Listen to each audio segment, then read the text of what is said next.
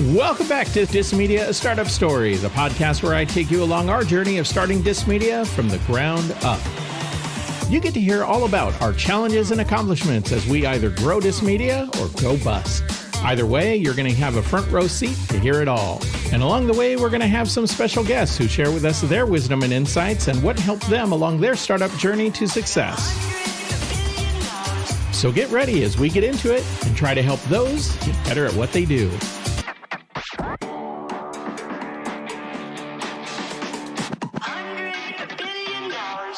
Welcome back, everybody, to Dis Media, a startup story, the podcast where we take you behind the scenes of starting Dis Media from the ground up. And as our intro says, we do on occasion have some special guests. And this week we have a good one. I am actually flattered that this gentleman took the time to even, bestow his presence upon us, because he's got a really dynamic background and has accomplished some really, really cool stuff. So we welcome to our podcast today, Dave Burnett, who is a seasoned entrepreneur, investor, digital marketing expert with over 25 years of experience, founder of AOKmarketing.com, promotionalproducts.com, and co-founder of Achievers.com, which is a company he sold for over $100 million. Accomplished all of this while recovering from a traumatic brain injury, and today continues his work with AOK Marketing, promotional products, as well as co-runs Valley Capital, coaches business leaders through Bloom Growth, and is based in Toronto. So Dave, welcome to the podcast. Thank you. Yeah, and you make me sound really busy. I appreciate that. And you also said that I was bestowing something. I'm going to use that in conversations, that my presence was bestowed upon someone today. So I appreciate you doing that. But yeah, no, thank you very much for having me. I really appreciate it. Well, one of the things that we try to do is through this podcast, kind of help people learn, to help people improve their knowledge and truly kind of get better at what they do. And looking at your background, I mean, you just have just a flurry of things that you've done and had your hands in. One of the things I like to start off with is kind of going back a little bit, because it's great to look at where we are now, with history as all behind us, but it started somewhere, right? And so with you getting into the multiple things that you've done, where did the journey start? Like, what was the inspiration for saying, this is something that's interesting to me and I think I want to pursue that? Well, the first business I had was actually back in university. So I was in third year university. I guess a junior in college is another way to put it. But in Canada, where I'm from, it was third year university. And I was working for somebody, and it was an ad agency who had subcontracted out to do some point of purchase sampling. So imagine Costco, the people are sampling, except here we did that for beer and liquor. So that's what we were doing. And I looked at what they were doing, and I'm like, I can do this. Like, oh my gosh, you guys are killing me. Look at how badly this is run. And being full of myself as any 20 or 21-year-old is, I can go do this. So I did. And I went out and I got Bacardi and Labatt's as clients and started doing the exact same thing. So I became a rep for those liquor and beer brands and was out going door to door, door to door being in the bars and giving away free booze. So that was my first thing. So my impetus to start was, you guys, like, not you personally, but the people I was working for, I'm like, you guys suck. And I could do this better. And I had no idea what I was doing. And they were so much better at it than I'm sure I was at the time. But it just, you don't know what you don't know. So I just started doing. And it kind of grew from there, which was great. So you kind of seizing on the opportunity of seeing somebody, knowing there's a better way to do something. Thinking there was a better way to do something. Yeah, I certainly didn't know, but I thought there was. Yeah. Good catch. And so what did that then lead to? Because you haven't yet finished school. No. So this kind of was the thing that filled the gap until what happened next? Well, so to date myself, this was in the late, This was in the mid to late 90s. How about we just leave it there? Okay. Okay, I'm going to completely date it. It was 97. And so Like this is when I Zima was a started. thing, right? Yeah, exactly. This is before Google was a thing. Like, this is how far back we're going. So the fact that I have a digital marketing agency that, depends on the internet and Googles of the world is something actually pretty interesting. But we'll get there. So the short version is I ran that company for a couple of years and then graduated from university and sold it to my investor / partner. So a friend of mine's dad had decided to, I needed some cash. Didn't know how to run a business, so I didn't know what cash flow was, and I just know I didn't have any of it. So he invested some money, and I sold it to him at the end of my university career because I was working every Thursday, Friday, Saturday at events with 50 employees province-wide. And so I was like, I'm done. Like, I burnt out of my first business before I graduated from college. So sold it to him and then, started doing some independent consulting and then got into a promotional products business. And in that promotional products business is where I co-founded and started achievers.com. So that's how that all started. And what it was we were in a client who was a bank, and they wanted to reward their employees for doing great work. And they didn't have any good systems or ways to do it at the time. So this is 2000 now. And so in 2000, there was the dot everything, right? Yeah. I mean, the dot-com bubble, the dot everything.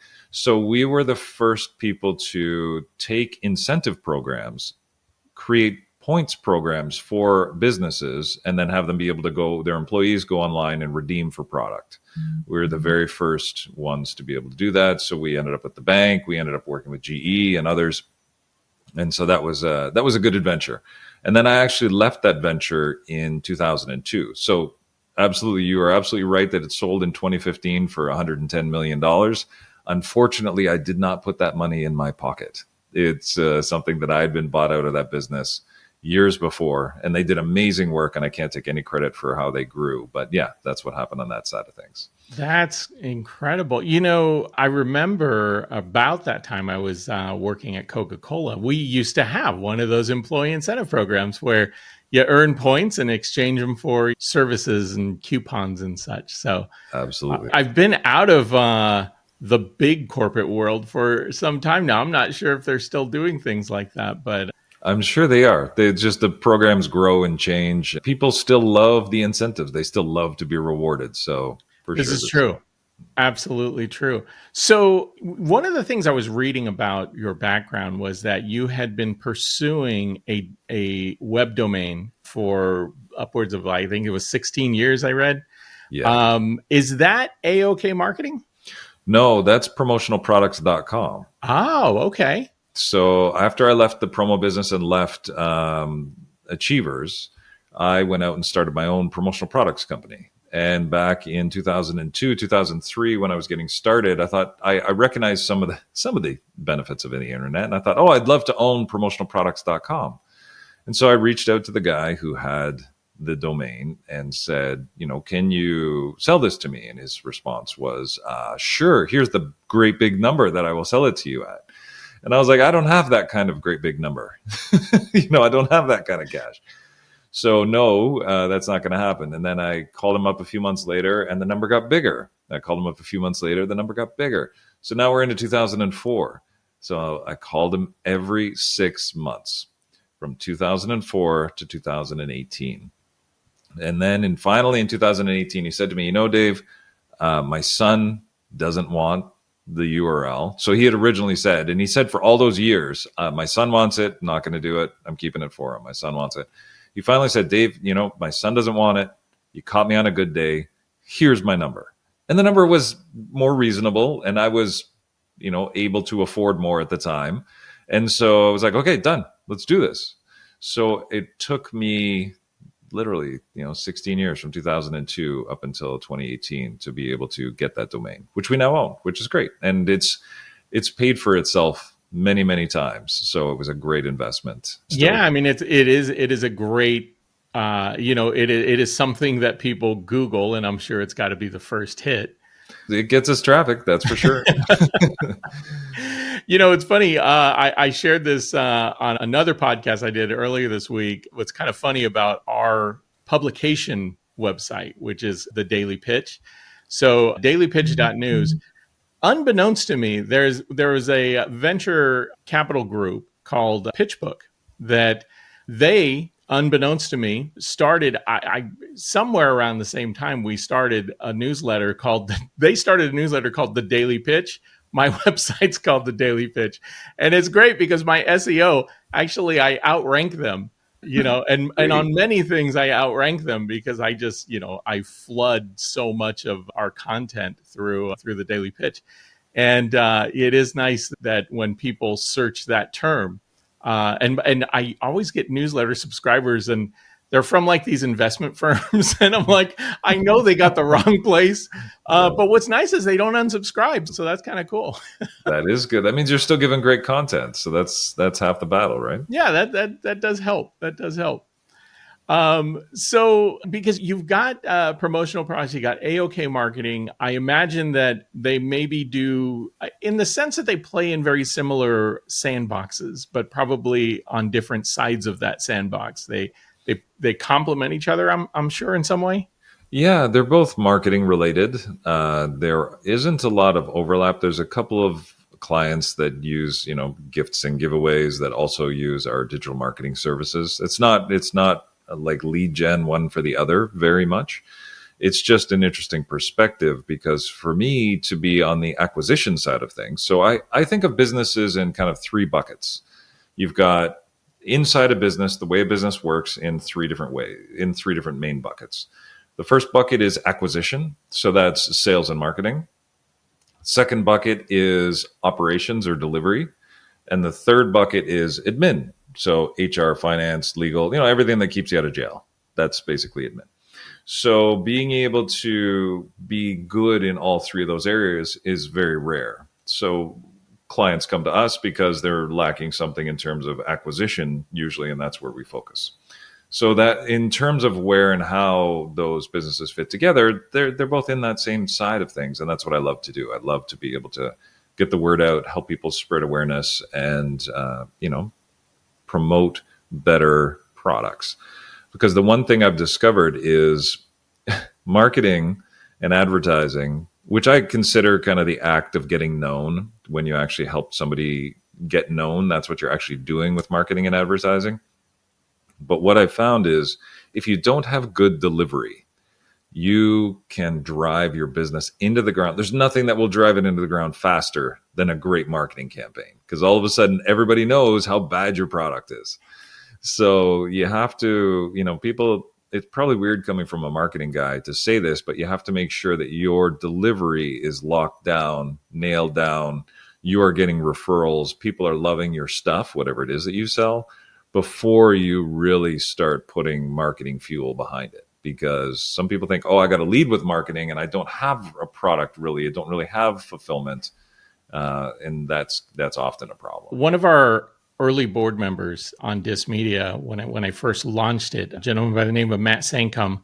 And I've talked about Matt on the podcast a couple of times. He actually just became CEO of Unusual Whales. So that's kind of cool. But Matt was one of the first people. He's got a background in journalism. One of the things he told me when I started this thing, because we started with zero audience, no followers, no anything. And I was asking him, like, should I pay for traffic? Should I advertise? Should I do all this stuff? And he's like, Ben, two things. First of all, don't pay for anything yet, because as soon as you stop paying, they're going to go away. But the one thing that was like the golden insight was audiences take time. Yeah. And nothing grows like these things that blow up seemingly overnight. Very rare occasion those things happen, but usually it's a slog. It is day in and day out, doing the reps, putting in the time, analyzing the data, looking at the results, seeing what worked, what doesn't work, tweaking it a little bit here and there. And to his credit, 2 years later, we're still rolling, and the audiences continue to move in a upward to the right. So that's good. But to go into marketing too quickly, I'm really glad we didn't do that. Yeah, well, you need to know what you're selling, and you need to know who's listening, and you need to identify your ideal customer and all of those good things for sure. And you may not even know who that is on day one. You might think you know, kind of like how I thought I knew what I was doing when I started the sampling business, but I didn't. And, I would do it very differently now, having 30 years of experience almost in this entrepreneurial world. But, being an entrepreneur, being any kind of leader, it's really interesting when you try to make those decisions about where to go next. Where does the future hold, and where's the best future for whatever it is you're trying to accomplish? So, having a real clarity of vision is important for a leader. And that's difficult to find, and that's difficult to have sometimes. So the work that you guys are doing now with acquisitions, help me understand that a little bit more, because is it marketing for people who are trying to get acquired, or how does that work? So I think in terms of acquisition as like acquiring customers for you. And so Got it. So if somebody is trying to acquire a customer for their business, then that's the way we look at it. So we help them get known. We help them with paid media, as you mentioned. We help them with SEO. We help them with GEO, Generative Engine Optimization, or SEO for AI, however you think of it. And so we do that for people to try and help them get noticed and earn more business. So. Got it. Well, and yeah, AI is really kind of changing the search game. One of the tools that I use on my platform is Yoast, for just kind of helping us make sure we're hitting all the right things as we're putting articles out. I know recently I attended one of their talks, and they talked about how, typically you have that file that helps search engines find you, but now you need a text file that helps the AI engines find you.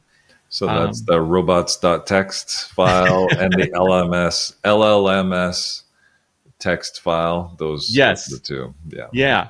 I think AI is going to be probably, a couple different things I was thinking about here, because as people get more into using it as a tool, my own personal habits, I've used AI frequently to the point where I don't even really Google things much if I don't have to. I go use AI, and it gives me so much more information. But one of the things, a guest of mine spoke about this a couple episodes ago, was the fear of AI turning into that sponsored search kind of tool, right? So great if you're a marketer, but how do you balance that? Or how are you doing that today when it comes to AI and search with clients that you're working with? Like, how do you condition the content, I guess, to prioritize it in that realm? And how much do we really know about that yet?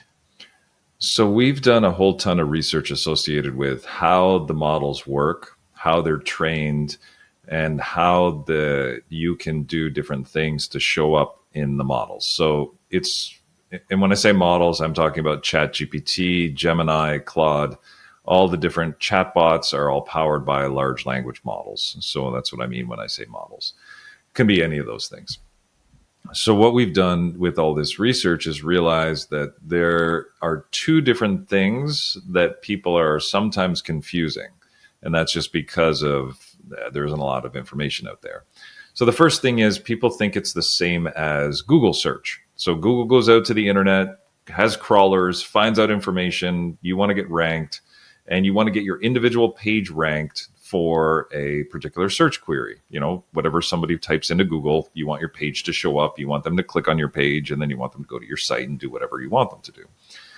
For AI, it's a little bit different because they are making up the answers. That's why it's called generative optimization, or generative answers that they do. And so as a result of that, when you're optimizing for this, you need to understand that they are trained differently. So what happens is the large language model companies have crawlers that go out to the internet, figure out all the information about the internet, bring that back into their database, and that database becomes their core knowledge. That core knowledge has a cutoff date where they stop training. I think of it like going to high school. All of a sudden, they're done high school, which means they get cut off, and anything that they learn up to that is in their knowledge base, but they don't know university or college level anything about that. So What happens then is the large language model companies spend 6, 8, 10 months training those models to be nice and answer questions properly and not be biased or racist or any of those kinds of things. And then they release them to the public. So, for example, GPT-5 was released at the beginning of August, and their training data actually cuts off in October of 2024. So we're recording this in October of 2025, and the model's only 2 months old. So they took them 10 months to release it to the public after they finished training it. So this is the gap that people don't get. So anything after October of 2024, say you're like, what happened in May of 2025, or what happened, since Donald Trump was elected? Is there any news there in relation to that? Politics aside, then all the model doesn't know. And so it has to go out to the internet and figure out what's happened and then come back and give you information. So that's AI search. So you have core knowledge, and then you have AI search. So when people are trying to be found, the models check their core knowledge first. If they know the answer, they'll give you the answer from the core knowledge because it's cheaper and faster for them to do that. If they don't know the answer, then they have to go to the internet, crawl, interpret that information, and then tell it to you. So if they do all of that, it's a lot heavier lift. And so you can get the answers you need, but you need to sometimes specify that. So that's kind of the way it works. People don't get that all the time. And if they're trying to be found in the AI models, what they have to realize is the training is happening right now for GPT-6 or GPT-7, right? GPT-6 may already be trained, and they've already cut off their date, and they may be planning to release it, who knows, in the next 6 months. But so now they're training GPT-7. So do you want to be found in the core knowledge? My answer is yes. And do you want to be found in AI search? The answer is also yes. So this is what people are having to try and do. So it's a little bit more of a long game. Well, a longer game, because even the web crawlers, takes a little bit, but it's certainly faster, I imagine, than these 10 to 14 month cycles of learning. Well, AI search is actually pretty good. I mean, if you're searching for specific, they crawl all the time and they go out and try and find the information. They use things like Bing crawler, like OpenAI is 49% owned by Microsoft. So, they use Bing crawler to go out there and find additional information.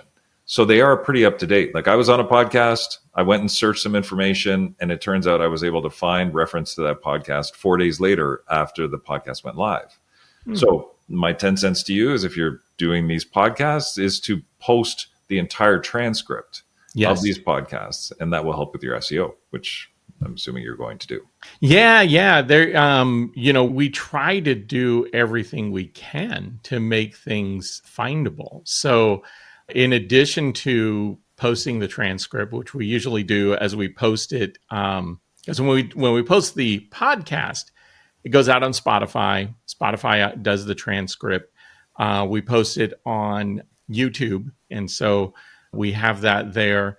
It goes to all the other platforms that are out there. But in addition to that, we do an SEO optimized news article about the topic that talks about the podcast. Then we do an episode posting of the podcast. So it's like and then we post all of that stuff on LinkedIn and Facebook, X, Threads, you name it. So, we do a lot to try and make sure that we saturate the engines, if you will, to the stuff that we're putting out there. And that's, what I was saying earlier about, the audiences take time. One of the things I found when we were putting this together was I was kind of dumb when it came to SEO optimization. Not kind of dumb, like I was just an idiot, because I got the concept of SEO optimization being make sure you use a good keyword and then anchor that keyword in your title and throughout your article to make sure that it's used enough. Well, that's a very small part of it, because then you realize, you look at tools like SEMrush or Ubersuggest or others, that there's a difficulty, right? To rank for that keyword based on what your domain authority is, right? So if you have a low domain authority and a great keyword, but everybody else is ranking on that keyword and your domain authority is low and theirs is high, you're never going to be found. You're going to be like a page 150 of Google. it's Yeah, you're never going to be found. You're absolutely right. So it's not just finding a good keyword, but it's finding a keyword that isn't used very well, that has low difficulty with a decent, domain score, and then all of that kind of helps you rank a little bit better. Yeah, those are what people call long tail keywords. So how far out, in terms of if you have a core central concept, like say you're Starbucks and you were trying to be found for coffee, right? And then all of a sudden you get into coffee that's a frappuccino, and you get into coffee that's, a triple double latte with, whatever it is. Like the longer and more complex it is, the fewer competitors you have. And that applies across whatever industry you're in. So if you can start to get into those niche or niche, depending on how you say it, areas, then you can certainly move the needle, because there are people who are searching for that stuff. And usually if it's buyer intent, then you can get, some good buyers if they happen to answer a question that they're looking for. Yeah, that's another element of it. I happen to teach a course in social media, and as part of the course, what I do is with my students, I give them access to SEMrush, and they get some certification through it. So we all get to learn the tool together. That was another element that came up, was the intent of the search, right? Mm-hmm. So whether people are looking to buy something, whether they just want to be informed about something, and those things help to manipulate your rank, I guess you would say. Yeah. Because different words people may be looking for, but looking for them for different reasons.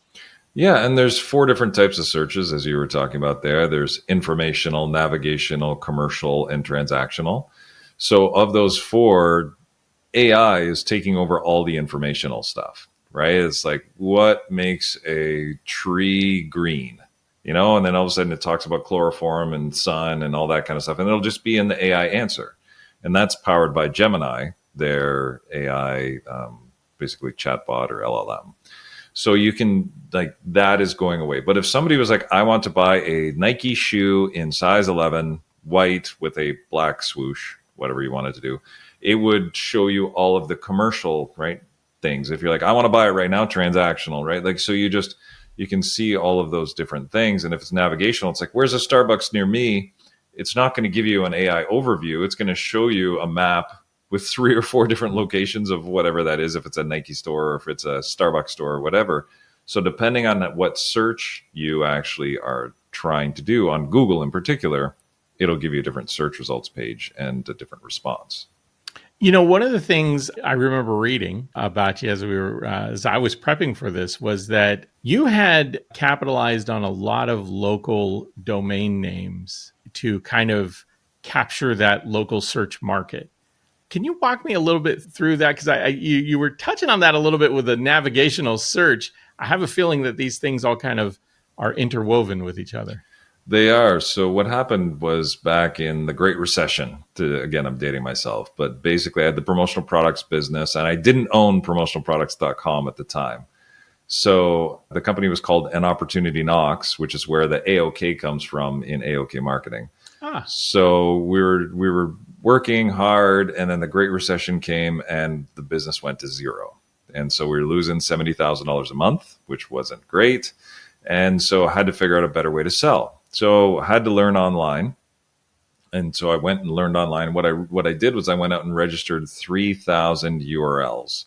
So like promotional products Toronto, or promotional products Seattle, or promotional products whatever city, like all geography based. So I bought all 3, like everything. Any city in Canada or the US that had over 100,000 people, I owned promotional products that city. But I also often owned that city, then promotional products. Like I own variations of different things.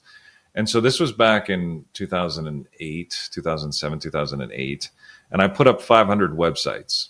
So there was actually a real website on promotionalproductsseattle.com, for example. And what ended up happening was it became a great source of lead gen, because at the time, Google really liked exact match domain names, which is what that is. If somebody types in promotional products Seattle, they are looking for promotional products Seattle, and it would show our websites as first. So that's what happened. But then In 2011, there was an update to the algorithm because too many people were capitalizing on that exact same thing.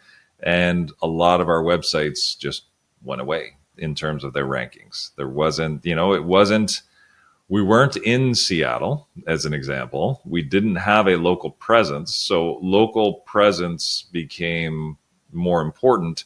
Verifiable local presence became even more important. And then, so if you had a physical address in Seattle and you had a phone number in Seattle, and then you had 10 Google reviews from Seattle businesses, Google was going to rank that higher than our promotional product Seattle. So that's basically what happened, except across all of them.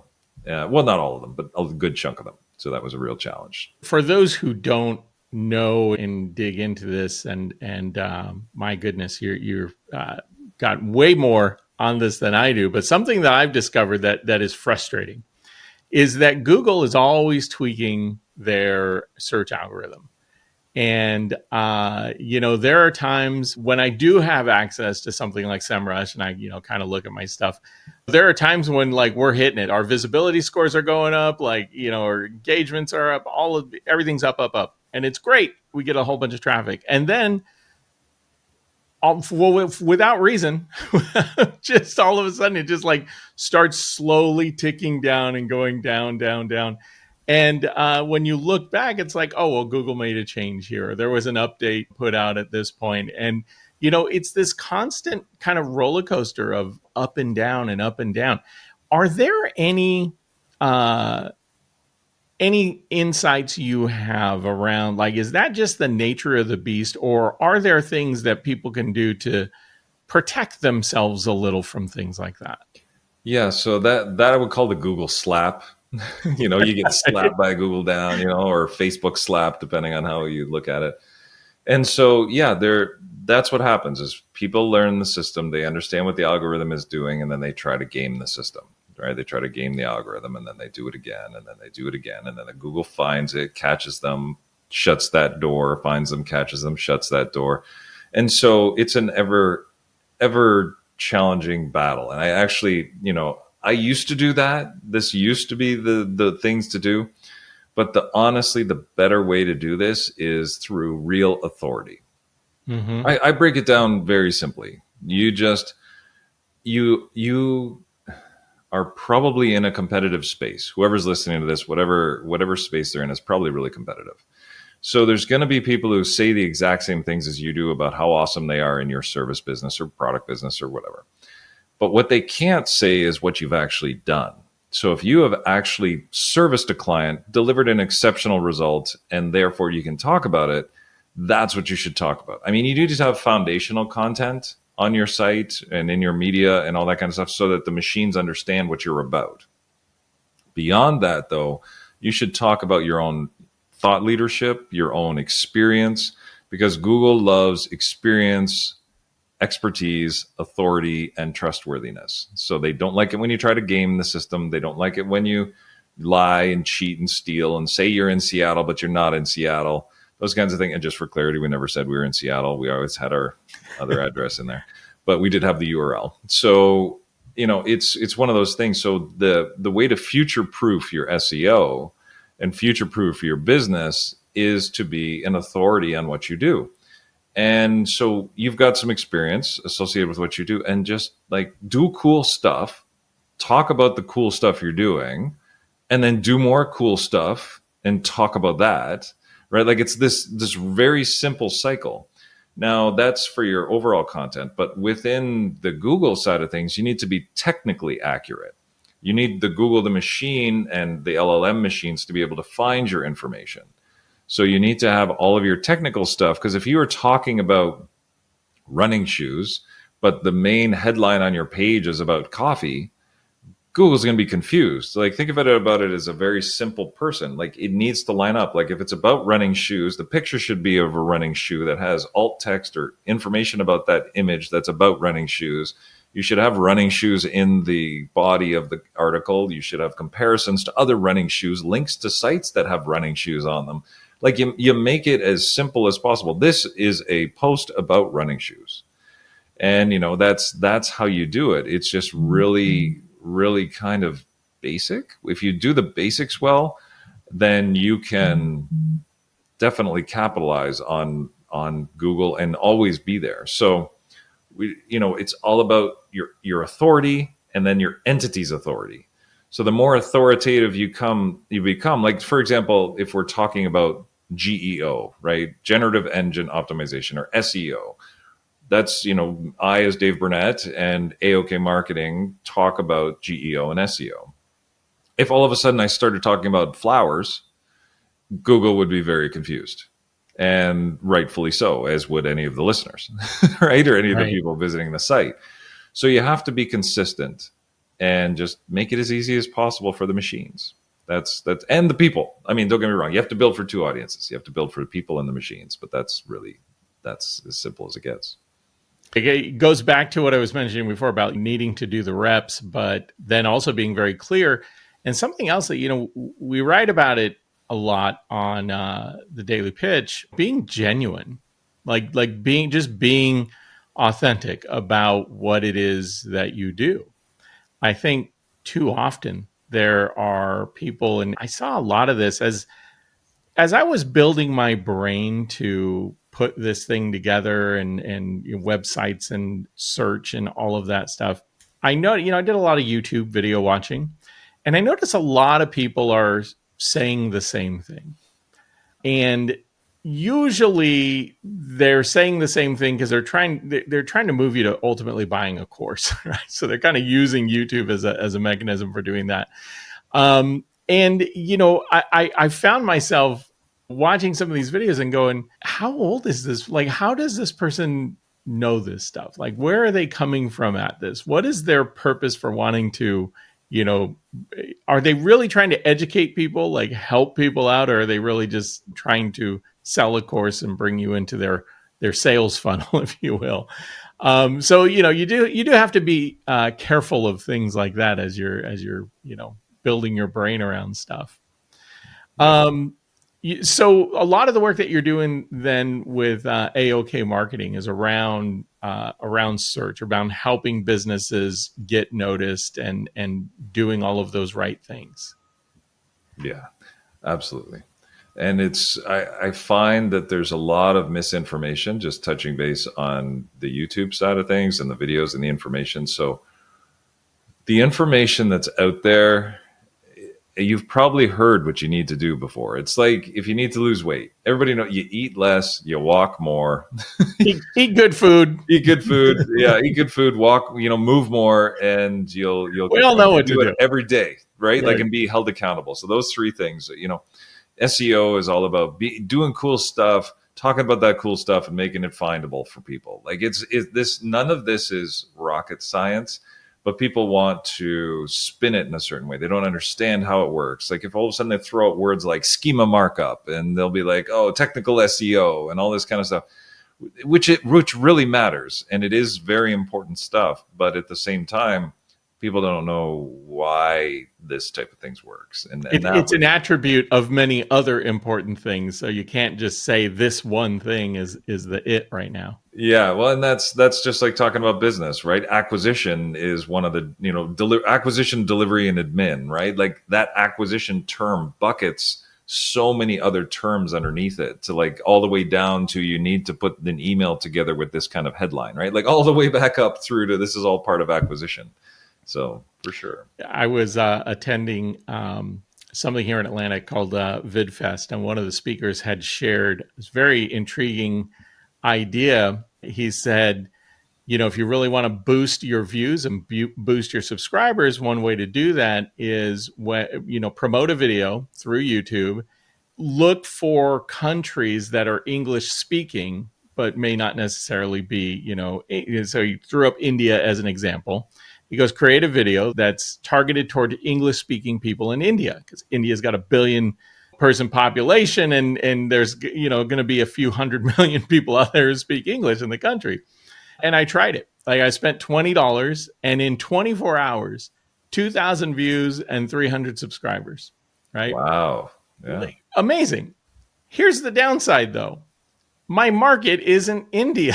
Like most of the people who came on board were people who are not in my target audience and not in that, when I'm talking about things that we're doing and trying to, do courses and things like that, it's not really my target audience for what we're selling. And so the cautionary tale there is, sometimes people give you some insight that yield amazing results, but that may actually hurt you in the end, because then the algorithm starts to think that, oh, well, more people in this, part of the world want to see this content, and it kind of negates the point of what you're trying to do.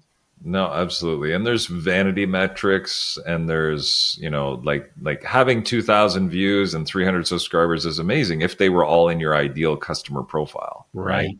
Yeah. If they're, and as you say, that now it'll serve to India in terms of your additional content, right? So, but I look at it like, if I can help one person, talking on this podcast, if one person hears this and goes, oh, that was helpful, that's, for me, that's a win. Like I don't need more than that. Like if you think about it, okay, so you got 15 views or you got 100 views. Think about that in terms of like people in a room.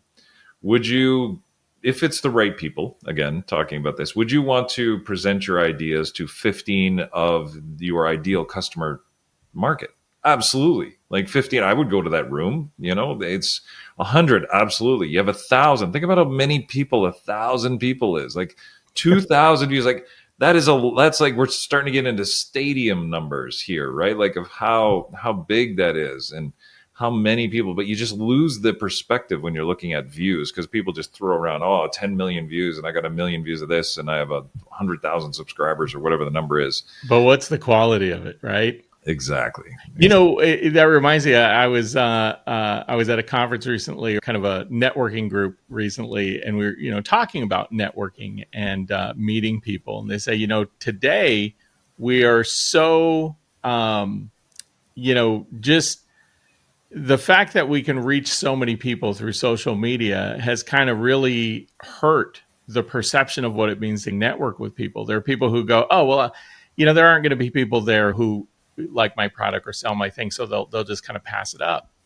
But you and I have the benefit of remembering the world before the internet as it is today. Yeah, I remember people would like print get your business cards, and if you had a room of 20 people, you were like, wow, 20 people, like who knows who I'll meet. Yeah, I might be able to get 7 business cards and give out 5 of my own, and it'll be, absolutely, I remember that. So, in some ways, social media and networking through, online events and things like that is kind of ruined how special it can be to just reach, as you just mentioned, just one person. You don't know what the power of that could lead to. Yeah. Well, even if this, we get one listen from this podcast, I'm going to thank that one person and thank you very much for listening. We will get more than one. More than one is good, but all it takes is one, and hopefully they'll get something from it. So. That is true. Well, Dave, I know that got some things coming up, and I definitely don't want to step on your time and give you some time to prep for things, but I do want people to know if they're interested in finding you, and maybe just kind of also giving a little bit of how do you help businesses get what they need, and then how do they find you as well? Yeah, so you can find me on LinkedIn. Feel free to connect. I'd love to connect with you there. I've got a few thoughts on X that I put out there, but it's not business related. It's more, a little bit of philosophy. I've been doing this for a while now, so just some thoughts that I'm playing around with. But if they're looking for businesses that, that we can help, it's usually medium to larger businesses is who we help get found. And those businesses have a lot of the components that are needed to be able to truly support great authority. So we're trying to help people in the long run get found kind of today, tomorrow, 2 years from now, 5 years from now, because as I said, I've been doing this long enough that I know all of the hacks work in the short term, and then they get abused, and then the next hack, and then the next hack, and then they'll change the algorithm and you get slapped again. But if you do the right things over time, you'll get noticed. So that's what we do. So if you've got a medium or larger business, love to be able to help you out on that side of things. Well, awesome. Well, I appreciate your insight, your wisdom, things that you had to share. And definitely, folks, if you guys are interested in learning more about Dave or engaging in AOK marketing or promotional products, both fantastic opportunities to do that, or reach out to Dave directly as he invited you all to do. Thank you all, everybody, for checking out this episode of Disc Media Startup Story. We will be back once again, another special guest lined up. We're going to keep it a surprise till we release the episode. But until then, thank you all very much. Thank you for checking us out. And we'll see you next time. Have a good one. Thanks so much for having me, Ben. Thanks for listening to Disc Media, A Startup Story. This podcast was produced and edited by Ben Olmos and is a production of Disc Media Corporation. If you're interested in learning more about anything you heard on this episode, please reach out to us at podcast@discmedia.com. You can also get more information about this and other episodes or information about our guests by checking out dailypitch.news, our business and insights publication focused on helping managers, leaders, and entrepreneurs get better at what they do.